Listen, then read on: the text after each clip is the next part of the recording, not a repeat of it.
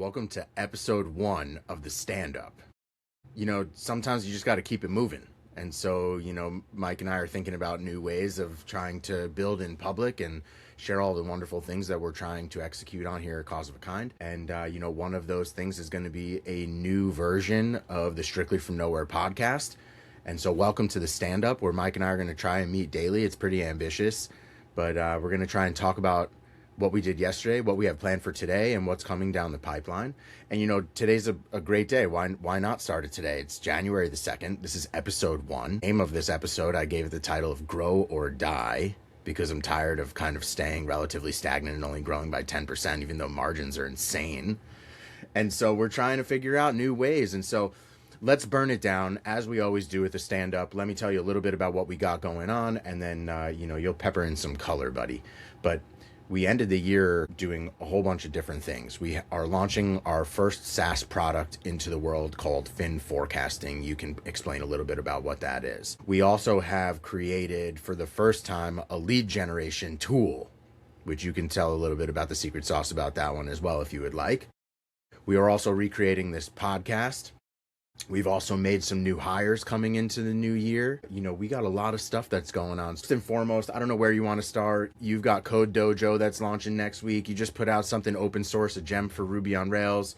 So I don't know where you want to start, but welcome to the stand-up episode 1, Grow or Die. Yeah, I like the tagline. But it's because if you're not growing, you're dying, as we've learned, and as most agencies will learn, that you cannot be stagnant, and 10% a year is not good enough growth to sustain yourself. That's right. There's top a lot line, of nuances though. to running this business. That's top line. Bottom line is pretty damn good. Correct. Well, so I wanted to think about the things that didn't grow by 10%. That is kind of important. One of them is the number of projects was definitely much higher than in previous years by a very large margin. A lot of that has to do with our costs going down to produce projects, and we are taking projects on that we never would have taken on in the past, and that would have been cost prohibitive for people to take on in the past. So we are doing a lot more startups and a lot more people who have an idea. We are much more cost effective, especially for what people would consider onshore labor force. We probably tripled the amount of projects, I'd say, that we do, and the amount of work that we would be doing on individual projects. We launched a number of bigger projects. That was important. And then the margin has grown. The output per employee is the highest it's ever been, particularly in specific stacks and frameworks, though. So people think it's like all AI all the time. I go, AI has been very effective in certain stacks and frameworks and not effective in others. And so it's time to pour gas on those so that we can juice those kind of projects up and start to leave some of these old things behind. I'm talking to you, WordPress. So that is hopefully a theme in 2026 that is in the trash if they can't figure it out.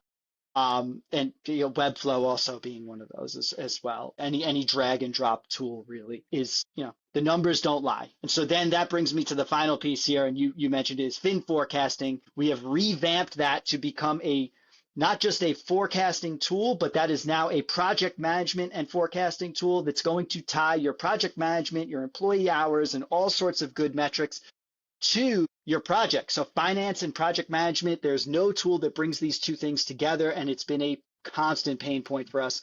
We're bringing that together. We are actually able to see in dollars and cents where the most efficient projects are, who the most efficient engineers are, and also helping those engineers see where they're most efficient and how they can magnify their time, because the advantages of AI should not just be for the employer, it should also be for the employee. And we want those profits to roll to them. So if you guys bill by the hour, imagine billing for 3 projects in the same hour. So think it's not just about the business, it's about you, the engineer, as a business. But Justin, I'll pass it back to you. What are you most excited about Fin Forecasting in 2026? Well, first of all, Fin Forecasting to me represents, the first time that I can apply our interest of health and wellness and fitness back to a tech platform without building something in the health and wellness vertical. And I've really been thinking about this about project fitness, about developer fitness, and it really is not a health metric, it's a business metric. And the things that fuel your project's performance really have to do with margin and efficiency. And so I really like the idea of applying the interest of health and wellness and fitness to project and business. And this is really the first time that you and I are able to really measure that. We're the first customers and first users of the platform. And so I'm really excited about what fin forecasting brings to the world. Now it's a marketing problem. Now it's a marketing and advertising problem. So we got to get distribution, we got to find users and get some feedback, and we'll just mature this product as we do with our customers through our Startup Igniter. That we're really just following our own process here, and we've treated this as a customer project, and I'm pretty excited about what we've been able to create in a pretty short period of time. It's been about a year-long thesis, but I think it really only took us about 6 to 8 weeks to put the first product out there, and now we're releasing it to the world, and hopefully that'll be great. What am I most excited about in 2026? It really has nothing to do with money. It really has to do with how we ended the year, which is bringing on exceptional talent. I think that's one of the things that I crave so much, is growing the team. And of course that is a financial equation, but the type of talent that we're looking for, the question comes back to you and I, can we afford not to employ this individual when a unicorn shows up? And so I'm really excited to grow the team and continue to nurture the existing team with incredible projects and new things that the world is going to bring to us. But that brings me to the next point of excitement, which is really the theme of 2025, which I think kind of carries over in perpetuity, which is to crack lead gen and to figure out the topic of doing business on purpose. And so I'm excited to continue that motion. One of the tools that we built to end the year, shout out to Brian Magoo, senior engineer here on the team, is a lead gen tool. And so for the first time, we have a way. If anybody's interested, please reply in the comments. Maybe I'll give you a little lick and flavor of what we got going on. But for the first time ever, we have an actual tool, small software application, that brings me daily leads that I can pursue. I wouldn't call them warm. I'd maybe call them lukewarm. But I've got to now, I now have a list cold, of ways and paths. Some are ice cold, some are just completely not for us. But the goal is to have some type of direction to be able to go and try and find new leads. So I'm definitely excited about those two things. I'm also really excited about you, dude. I just think you're operating at a level of output right now that I think one time, maybe a couple of years back, is it even possible? And then boom, AI shows up into our life and you fully adopted it. And so how we scale how you are working and how the team is adopting AI and becoming incredibly efficient, I can't even wrap my head around it just yet. And I'm super excited to see how that plays out and how it impacts the business. But dude, I'll give it back to you. I know you got a whole bunch of things. You just released your first open source project. You literally are working on your second open source project, which came to you on the toilet bowl, if I'm not mistaken, over the weekend or something like that. So again, the output is insane and what you're contributing to the world is wild. And so I give it back to you. I'd love to hear a little bit about the open source project that you just dropped literally last week and the new open source project that you're dropping next week. Yeah, we had a little episode on it. It was Active Storage OCR. It's an OCR reader for Active Storage, which is a Ruby on Rails library for images. So basically, it's the library in Ruby on Rails that allows you to store blobs or images. And we had a number of customers where we're using a combination of Cloudinary and Google Vision to read images. And I thought, wouldn't it be interesting? Because I had a few ultra secure use cases come up where we can't really use something external like that. We don't, the data has to stay within the server environment. And I thought, wouldn't it be interesting to use this Rust-based OCR engine and create a way for people to do this? And then that led me to allowing two different engines, Rust and Tesseract. But more broadly, I don't want to get into the implementation details. You can look at the Git repo. It's in our repository. There's a demo site up. More broadly, I think in my career, I've done a lot of commercial work, as you guys probably know who followed me, but I really haven't contributed anything to open source of consequence, and I haven't really put any open source stuff out there. And it was always something that kind of just kept going on the back burner because you just keep working and working. and you got to make a living. And it feels like money in my life has always been a thing that's been tight. So it's like there's never been like this moment where I could sit down and just work on an open source project. I also think there was never a time in my life where I had such an efficiency gain that I could actually, like I think it's really common, especially when you're working on personal projects, to get super caught up in little details and things like that and try and make everything super perfect and then get cold feet at the last second and not ship it. And so I have a lot of like what would have been open source projects. And so the other thing I've been doing is kind of going back to those and saying, you know what, I'm just going to finish this and I'm not going to just like drop it and let it sit on the back burner. The next one that I'm releasing though is I'm kind of even more excited about than Active Storage OCR. I thought that was fun, good fun stuff. But one of the things I had noticed, and I've noticed is, DHH described this in one of his talks that like he could feel the skill like leaving through his fingertips when you're like using ChatGPT, using AI generated stuff. So for things that I've written for many years, the bulk of my career has been JavaScript and TypeScript based, and now we're returning back to Ruby on Rails, as many of you know, for a number of reasons, because I do find that when it comes to customer projects, the way you host it, AI, lots of reasons, it works really, really well for that. And I love the language, and I always have. But I found that I'm rusty. And it's very easy, though, to not realize you're rusty because I can still read the code really well. And I kind of hearken this back to people who say like can speak Spanish but can't write it. There's a lot of folks who like learn Spanish in the home and things like that, and they're really good at speaking it, but they can't write it. And that really never comes up because they're just like, hey, I'm conversational. I'm not trying to write a novel in Spanish. And I think that we're running into this thing with AI, and I'm noticing it, is that we're getting very good at reading code again. Like, you're reading lots of code, you're steering it, you're getting into the broad architectural concepts are really, really important, but you're kind of letting the coding skill itself atrophy. And I think the mind atrophies. And the way that I kind of just described it to you, Justin, is that, I think about it the way like our grandparents had physical fitness from like working real hard and fighting in wars and shit. And like that was, and now physical fitness is something we have to like go to a facility to do 30 minutes a day, right? Like that for them, they're like, I didn't, I was like working on construction projects, like dormer in my house on the weekend. I didn't need the gym. I was working every day. I was using my body every day.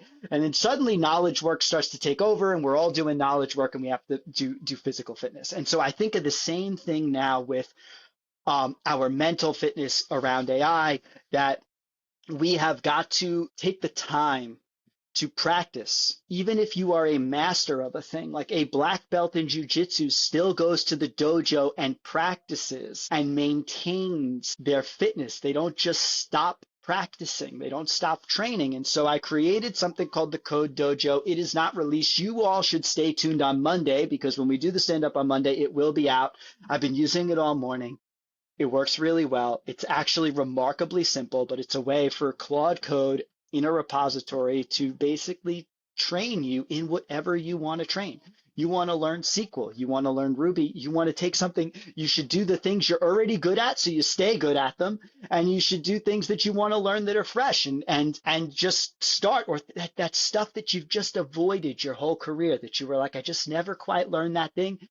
Get in the dojo. It'll give you a quick assessment, rank you, and then continue. Totally open source, totally private to you. You don't have to share it with anybody. But I think this is the answer for us programmers, that every day when I wake up, I'm going to come down here. I'm going to get in the dojo. I'm going to train for 30 minutes, hand typing, no help, not going to go back and forth with chats. So I have a whole method for you to stay in the code, and then you'll like comment, and Claude acts as a professor for you. And I think it's really, really just a really great way, or a sensei, so to speak, is the term I would use. But I think it's a great way to stay sharp. And it's something in 2026 that I want to say is like an OKR, or something I'm thinking of all the time, is how to stay sharp in the age of AI. And I think we have to be very intentional about our training. I love it, dude. I also I just wonder, just curiously, is this for, total beginners?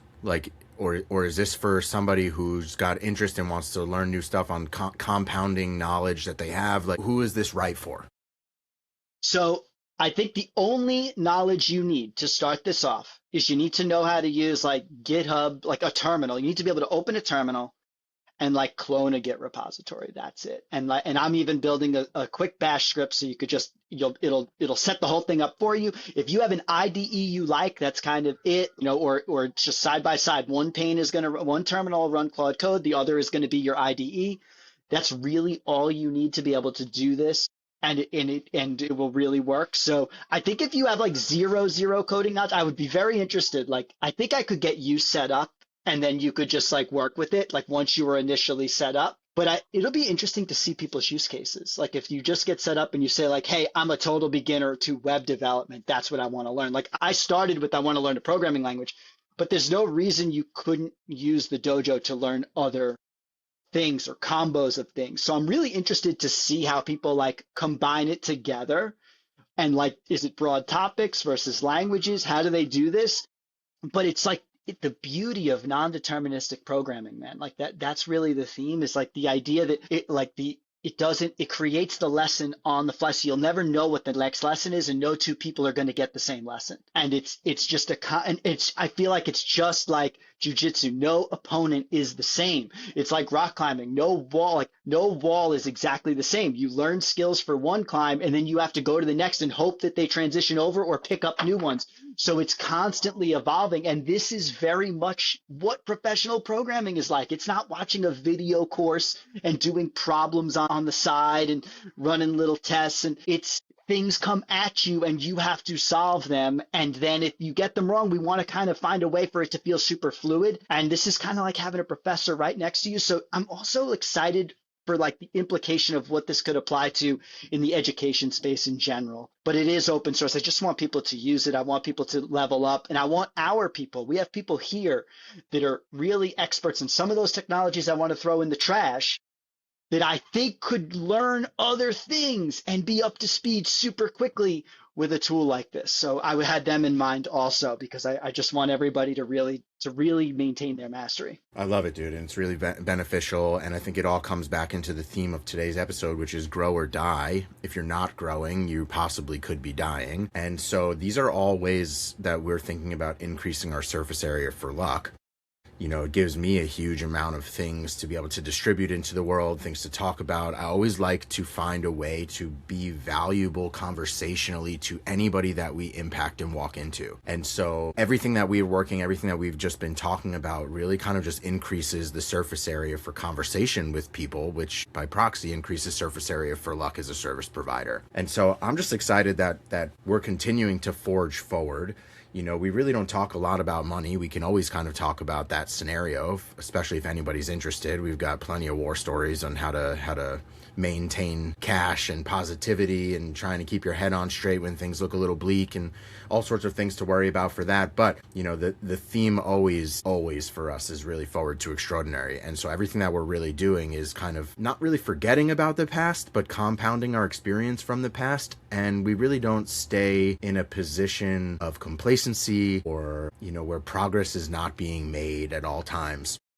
And so I'm stoked for Monday's stand-up, because what's going to happen between now, Friday, and the weekend, and what's going to happen on Monday is going to feel like it's almost like Herculean impossible. But here we are in the age of AI, just doing more than we ever thought was possible. I mean, just for me personally, like the amount of content that I have created this morning in like the 2.5 hours that I've been sitting at my desk would have taken me 2 weeks. Historically, would have taken me 2 weeks to do as much stuff as I've put out just this morning. And so I'm excited to try and keep up with the pace of where things are moving. It definitely is challenging, but boy, is it exciting. It's interesting. I was thinking about where we don't use AI, or places I don't use AI. And one of them is actually in writing and responding to social media posts, or writing my blog in general.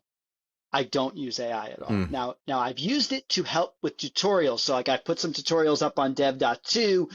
That's different because I'm looking for code samples, and sometimes that's like a lot of cognitive load to kind of try and think of like all that stuff. And so it helps with that. But when it comes to my prose, I should say, I do not use AI at all, and I don't foresee myself using it. I think that the mastery of English and your speaking and communication is something, A, you don't want to lose, and B, I think that people can just tell that the AI is writing it, and you're just not going to get the results you want. For me, I'm just never happy with what's produced. Like, it just cannot get my style. It can't Essence. get Yeah. my it can't right. It just is not. And like I sniff my own bullshit, so I'm just like, yo, my mom's gonna call me out on that, or Mike's gonna call me out on that. And it's just like clearly not me. And so I've tried. If you're chasing performance metrics, like sure, fucking try. But like I'm not really chasing performance metrics. I have stuff to say. I don't need the machine to say it for me. Like I have things that need to be said. Some are controversial, some will make you laugh, some will make you cry. Like it just is what it is. And so for me, I've tried. Like why not use the freaking tool? Like dude, if I could crack commercial advertising with AI, I'm using it. Yeah. Yeah. The Yeah. things that I have found out is you lose that creative authenticity. I lose like the creative direction. I lose like, again, it's an atrophy of skills. Like if I just let the tool produce this product, my ability to edit and create and come up with plots and storylines and like all of the things that I think about as a creative compounded over years of doing it manually, you're going to atrophy the same way that a developer's going to atrophy if you're just taking on AI slop. And so I'm right with you, dude. Like I've definitely tried. I've produced newsletters with AI. I've produced posts, long form copy. Like we have Alfred Indigo that produces content for our blog. Like cool. But like I have figured out that the only way to capture the essence and the authenticity and to like really stand out in a crowd is to do it the old fashioned manual way. And Yeah. Well, the writing is how I don't the know if I'm thinking excited gets about that. distorted It's a too, lot of right? labor. Yeah. It's the thing I think about though is the writing. That's the process, right? Like that's the so code is a little bit different in that there are times and there are things. So I think certain types of areas where I think AI falters is like if I'm trying to develop a library or like a way of coding. Like I've been working on a little bit of a front end framework. I find I have to hand code a bunch of that because I have to kind of feel what it's going to be like working with it. And if I let the AI do it and I just look at it, it's okay. And ultimately through that, there's like a working with the clay process. And I think writing is the same way because a lot of times I'm just working out thoughts. I'm working material. I'm not really getting it. It's same thing with LinkedIn. And I think I treat LinkedIn and X just like throwaway, just throw it all in there and see what works, like anything I'm thinking about pondering, and it's the same thing. So I think a lot of library authors, there's things like active storage OCR. I used a lot of AI for that because I knew exactly what I wanted, and like it wasn't about the style of coding. I was like, no, this is exactly what I want the developer experience to be, getting this thing installed, and I needed help too because I wasn't super familiar with Rust, and like I would have had to learn the whole language, or a good chunk of it just to be, and I wouldn't have been known what I don't know, like if I was introducing code smells and things like that, and I would have had to, I don't have like a pro Rust reviewer hanging out in my repertoire, so it was nice to have AI kind of help me with that stuff. But I think that when it comes to like a coding library or a paradigm, if you're inventing a framework or you're doing something of that nature, I think that you have to have this combo of like handwriting it to feel it and to understand like what it's like to work with it. And I think ultimately it actually works for the users of your framework. It works better because AI tends to do really well when we've developed things that are easy for humans to understand in a way, like if it's clean, if it's concise, if it makes sense, if there's not a lot of abstraction leaks, that type of stuff really helps even with AI authoring. But I think you only get that sometimes by still hand coding, which is why you don't want to let it atrophy. Not just because I think you're going to always have to interview with code and you'll have to always stay sharp. And the other way I think about this is like the other parallel I think about is like in nursing or medicine.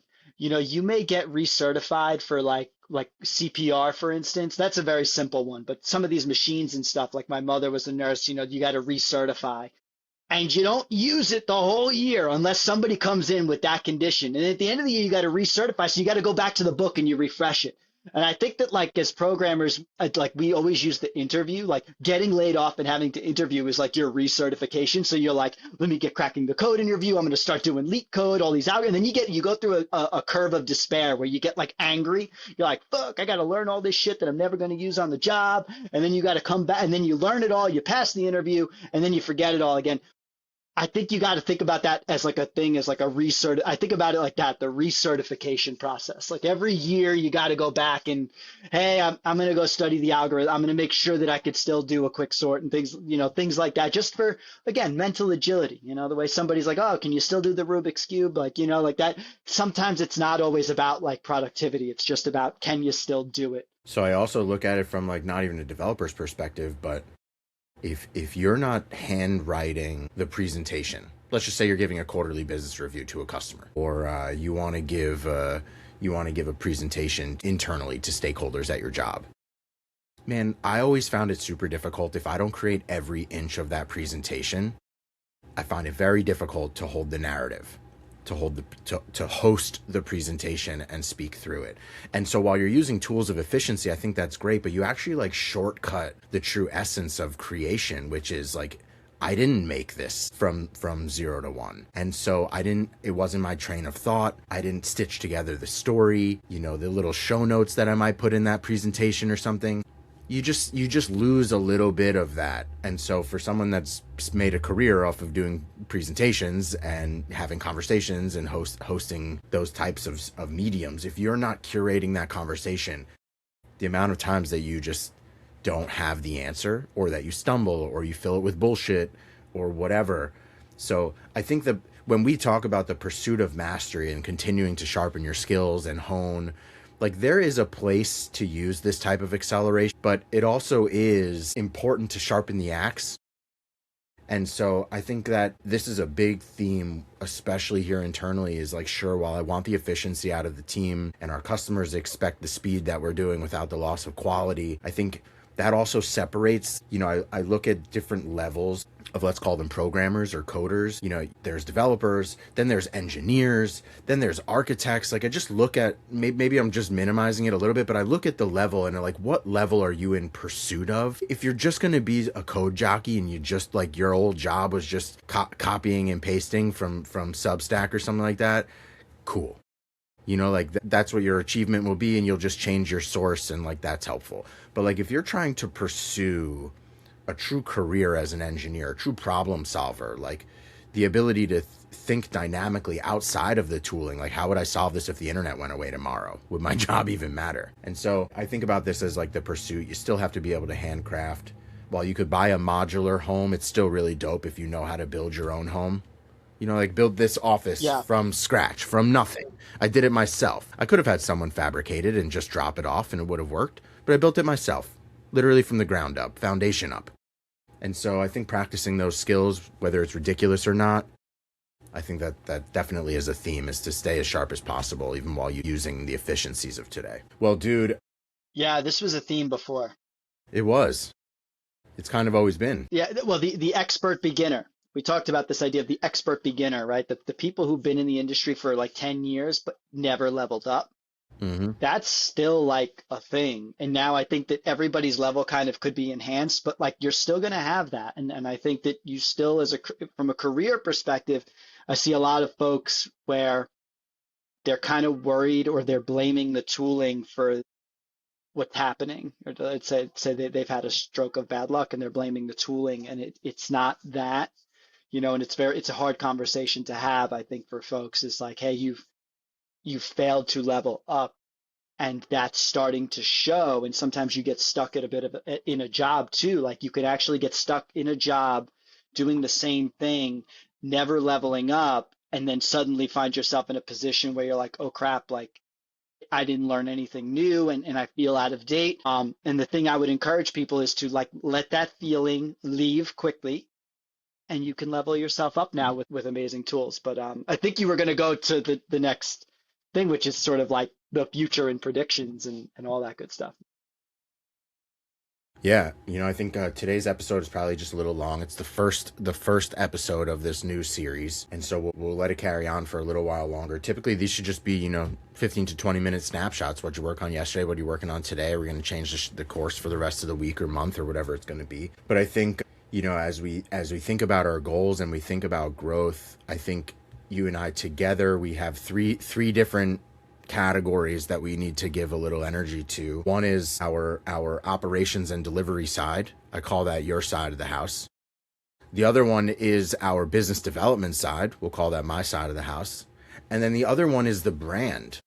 And, shout out to Nir Zavaro, our dear friend, who like really thinks about introducing the third person in the conversation for us, which is what's best for the brand itself. And so all roads that we pave lead back to the brand of Cause of a Kind and what is best for that business. And so maybe we'll answer that one together, and we'll see if we can distill what is best for the business, at least maybe here for Q1. But I'll start with us from like a business development side, and then I'd love to know from like an organization and a delivery side, like what are some of your goals, at least for Q1 here. If you want to be lofty and call them for the year, that's fine. But for business development for us for right now, I carry over the theme from last year a little bit, which is we got to figure out how to do business on purpose in this industry. I think if you're a service-based agency in the software development or creative category, figuring out how to do business on purpose, cracking lead gen is mission critical. Most of this business is based on referral. Sometimes some of the most successful things that we've done have just been like lightning strikes, right place, right time on social media, in a meeting, guy knows a guy, like these things that you just cannot predict and count on. And one of the things that you and I have obsessed over is predictability and forecasting. And so I'm definitely still on a tear of trying to figure out how to crack lead gen. One of the theories that I have around doing business on purpose is being synonymous with this topic. When you think of custom software development, do you think of Cause of a Kind? Do you think of Mike and Justin? That's one of the things that I think is going to eventually be business on purpose, is when people get that in their head, they'll call us. That's fantastic. But there's also, tactful things that I think that we're going to do this year that we dabbled in past years, but I think that we need to get quite bullish in this year. One is making ourselves a little bit more publicly available. And we do a pretty good job about that. Like, I've met plenty of business owners that just sit there and twiddle, and like, we are out there, bro. So like, we had babies last year. It was a little hard with infants running around, and we have families besides those infants, to really make ourselves available out of the house and, try to do as many meetups and networking events and do all the things that we possibly can. So I'm pretty bullish on us getting out of the house as much as possible. A minimum, it's got to be once a month. I mean, Long Island Technologists is really taking off. That's we've created our own networking events, kind of bring them to us, make us the belle of the ball. But I think it's important for us. We're at the epicenter of potential here, just outside of New York City. And so we got to figure out how to have more conversations, get on more stages, do more presentations, shake more hands, meet more people. I just think, again, that increases the surface area for Lux. So that's one of the things I think we're going to be bullish on. I also think that we've gotten really good at removing the emotional side of killing things around here. And one of those things that just is not generating the signal. We did this again in 2024. In 2024, I shipped 52 newsletters to email subscribers, and it led to exactly 0 leads to the business.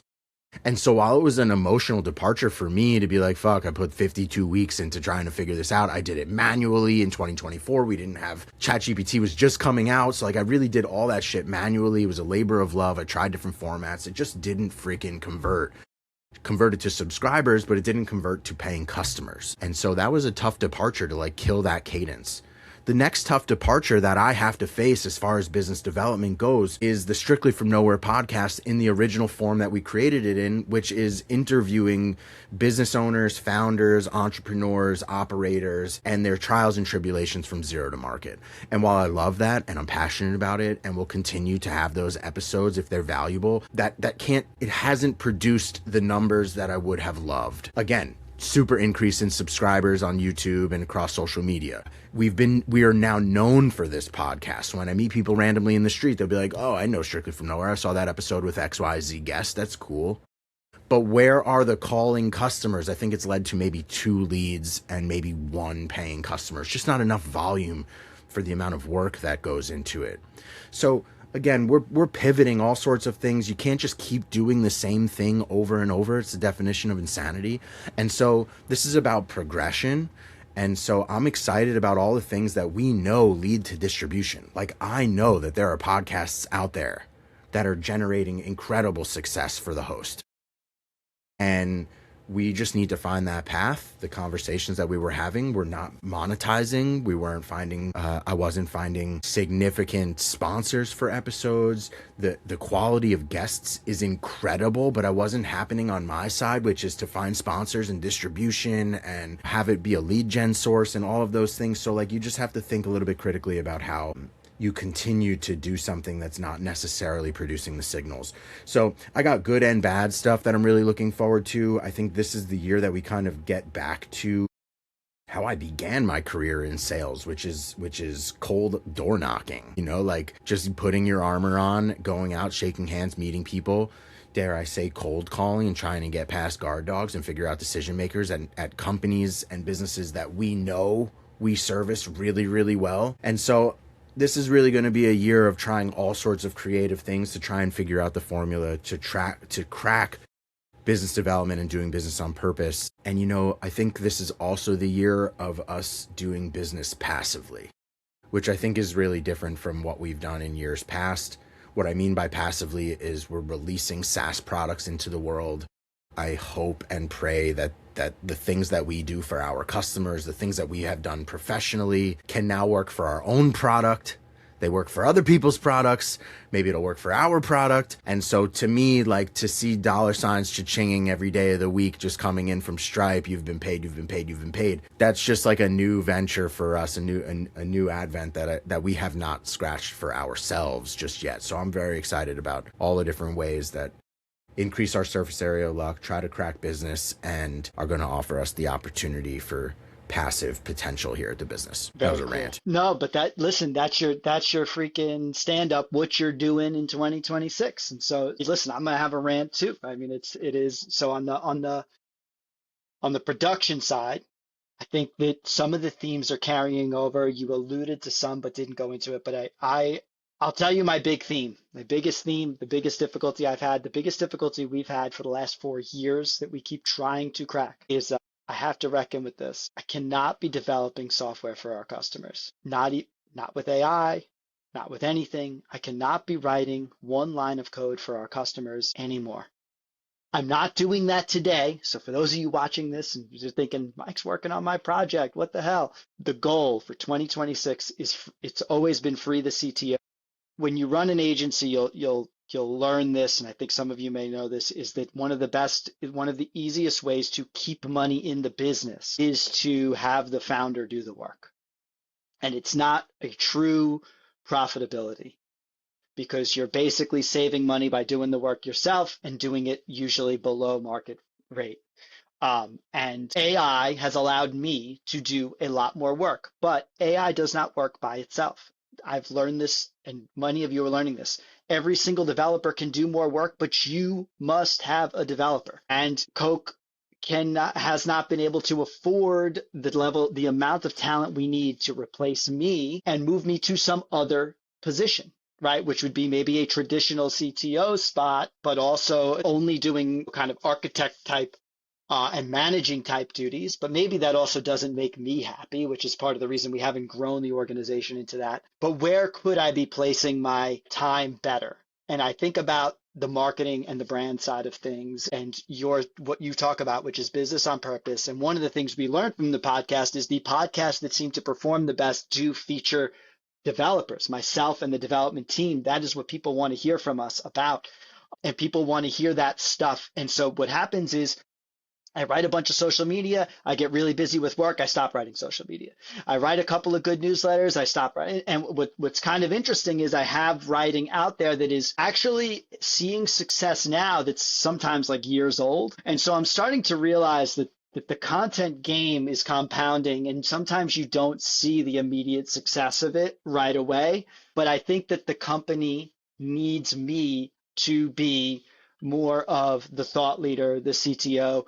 Another reason I'm putting out open source is because I think that I've seen a lot of agencies see success putting open source things into the world, which demonstrates their authority and demonstrates their mastery and does bring in new business. So I think that it's like a crutch that we keep falling back on, which is, oh, customer came in, let's get, I'll take it because I have a bunch of free time instead of hiring for it. And you end up kind of running in place. And so on the one side, we always have said it would be real easy for me to step away if we had more leads than we knew what to do with. If basically we just exceeded my capacity completely and overwhelmed me.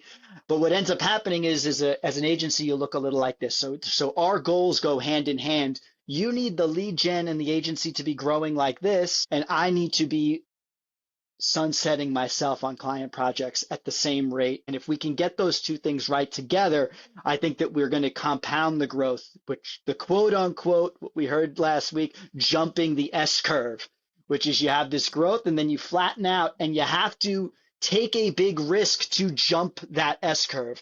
And that big risk is removing me from projects and development in the capacity that I've been doing. So while I feel amazing that I've like shipped like 30 plus projects last year, I realized that that is not behaving like a business owner. So my OKR for Q1 is to begin the sunset process. My OKR, like in 2027, I would like to say that the only code I write is for cause of a kind products or cause of a kind marketing. Our clients are completely sustained by the staff.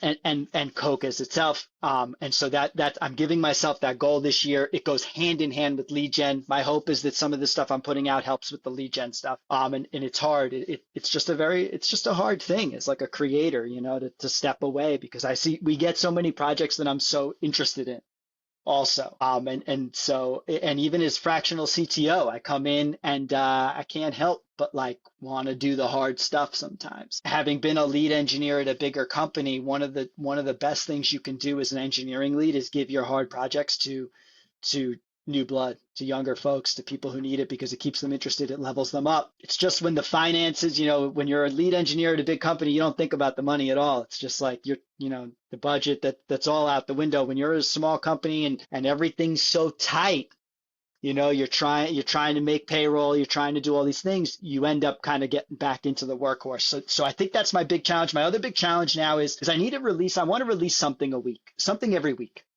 You talked about getting out once a month. I think that one thing is I want to go to conferences, I think there's two we have in mind, React Miami and Rails World. Both I want to go to this year. Totally. The other one is I want to put out content, whether that's a piece of long form writing or it's something open source. I want to get something out into the world every week for people. I'm really focusing on this content generation, on my role in becoming a better marketer and putting stuff out there. And I think even with me not fully removed from the development process at the agency, I still think that there's time for me to do that. I have to make a concerted effort to do that. Let's jump the S curve this year, dude. That's it. I want to jump that S curve. And now when we talk about the third person in the room, which is really the brand, and you talk a little bit about it from your side, like, thankfully, I think I would say maybe about 20 to 30% of my time is focused on customers and team working in the business. The other 70 to 80% of my time is working on the business. I'm quite literally the opposite of you. And so you're trying to move your needle. You're probably 70 to 80% working in the business and 10 to 20%, maybe 30% some weeks, some months working on the business. And I think in order for us to move the business forward, we both have to be working on the business.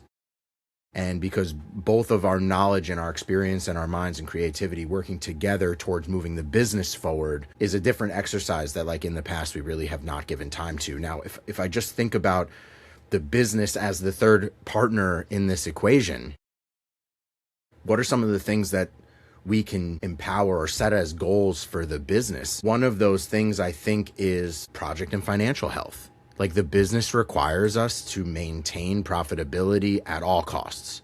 It is literally the tagline of Fin Forecasting: never lose money on a project again. Like, that cannot be. You can't even break even on projects. Like, that is just not, like, if you broke even, why did I even waste the time? What was the point? You have to run a business. And so when I think about what's best for the business, I think spending money is not necessarily what's best for the business. So if you want to go to a conference, it's for you and me to go and mingle and learn and participate and network. It's not for us to go and sponsor and have a booth. And to me, I just don't see that deployment of capital as the return on that investment. So that is, to me, not necessarily what's best for the business. What could be best for the business, though, is maybe taking more meetings with potential investors. Maybe getting a bit of a cash infusion that's not a loan, that is like a strategic third partner. we were talking about an ESOP, you know, I agree. a profit share program for our staff who, you know, I don't know if I'm going to ever be able to pay $500,000 salaries here. But I definitely, if you're helping me in the upside, I definitely want to share the upside with you. So I'm thinking about creative ways at the business that I don't really love the word de-risk. Like my relationship with risk is not necessarily everybody else's. Like I don't feel any of this was risk. Like what was risky about doing all of this? Like this is our life. This is just how it goes. But I think the business perspective, doing things that don't strain the business, that's responsible.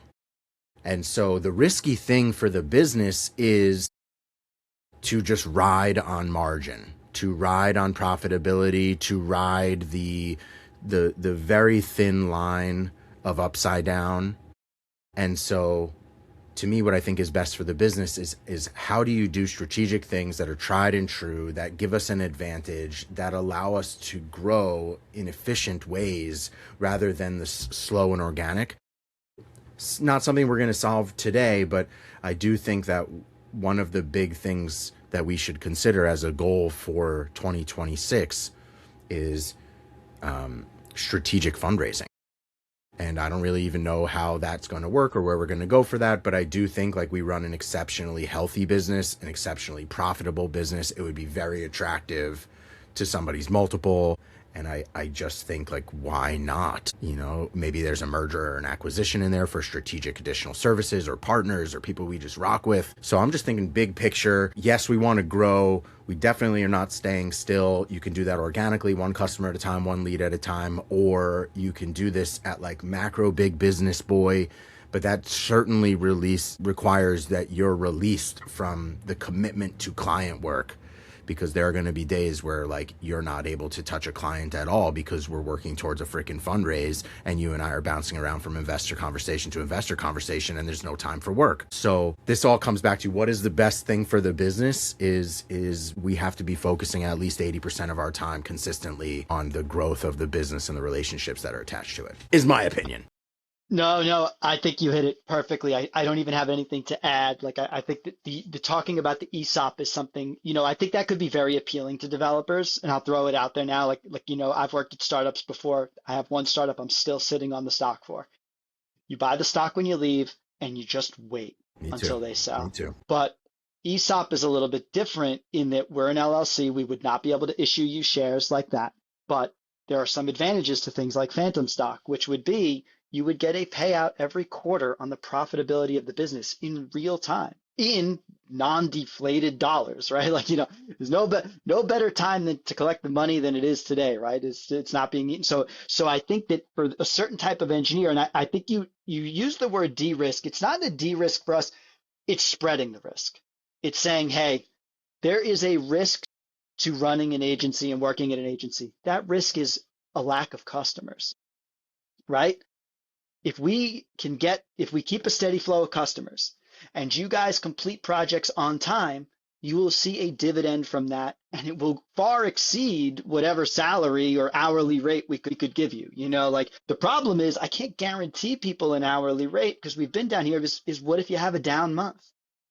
So there's this weird, this just weird curve of ebbs and flows. Now you think about the idea of now more people are invested in the success of the business. Maybe leads come from the employees themselves, right? So now we're all collectively trying to build this thing and sharing it. And you and I have a strong appeal for that because listen, I'm not trying to build a freaking space program over here. I don't need like outsized returns. What I'm trying to build is the best damn organization. And when I think of what's best for cause of a kind, talent is the brand. The people are the product. When you run an agency, the people are the product. And if you can make partners and long-term partners out of really strong engineers and designers and people who have their own networks and put out their own content, that I think builds such a strong brand. And you and I had always been kind of reluctant as a way to kind of figure that out as an LLC. And then I think that the idea of this ESOP or the idea of phantom stock that kind of returns people quarterly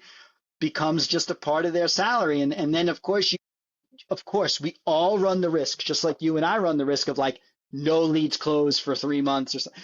Now, increasingly, that's not happening because as we've spent more time in the market, I do think that it's not as big a risk to the employee as it would have been on year one, for example. Everybody would have basically had to drop to zero in like 2023, like it was like a crazy freaking time. But you share the risk and you get outsized rewards, and it becomes very entrepreneurial for them.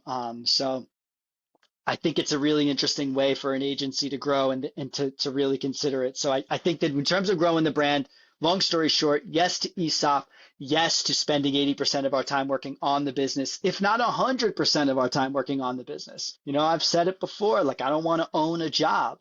Working in the business is not as lucrative as just going to work for Anthropic or something like that. It's just like an agency is not going to become $1 billion company. But at an individual level, we could all live really, really well, work on interesting problems, and create like what we would consider like the utopian culture for us in this organization and the additional partners we would bring on. Correct. Well, dude, I think they're great goals. We've talked about other wild things of like brand focus. We've talked about other wild things, which is like the concept of franchising and like the hardest thing for people to do, especially with this like mass population of talented people, but not enough jobs. Folks are going to look to go freelance. Folks are going to look to start up their own little service-based business. The hardest thing to do is 0 to 1. The hardest thing to do is find your first customers and retain them and then grow on that base. Like that's all really hard. Building a brand off of it is hard. So we've talked about things like franchising the agency to other qualified engineers, all sorts of stuff that we have thrown around. I'm not sure which one is going to actually materialize for the year, but I do think there are a couple that accelerate us to our goals. There are some that are the overarching goal of reputation and how you want to exist in the world. And then there are some that is, I am the brand, you are the brand is me. And it like runs through my bones and blood. And so I am part of that equation. And like, what are our personal goals and what are our personal business goals? And so all of that kind of culminates into this little trifecta, the trio, which is you, me, and the business, treating that as the third partner and what is best for the equation. And, I think that's probably a great way for us to stop for today. I mean, we kind of hit all the notes. I'm excited for the stand-up. I think we got to give this, a minimum of 3 months to test this out and see what the response is. I'm excited to just continue to explore how fast we're moving. We don't really chronicle ourselves. And so it's kind of wild to have these episodes in a little bit of a library to see what's the progression, like what we produce in the next 3 months. People's heads are going to spin. The amount of stuff that we're just cranking and putting out into the world. We are building in public. We always have been, but now it's like really deliberate. It's like real deliberate right now. Yep. And we'll bring in people to these episodes as they're relevant. Listen, if you're trying to found an agency, I think that I would have loved to have watched something like this. I don't think you get any better advice than people who are like willing to honestly talk on the ground floor. We're definitely growing, but we're not at we're not at zero. We're not just like running our own show, but we're not big. We're not like Ogilvy over here, but like, hey, this is what it's like to start. And this is what it's like to, be at, $1 million and to have hit 7 figures. But like, how do you get I think there's a big jump from 1 million to 3 that we really need to make a concerted effort at happening. And that's what people tell us. And that's what I think this is about is, hey, we got to get on that road. And this is what the road looks like. And so we're showing it all to you. And so here we go. Welcome to the first episode of the Stand Up.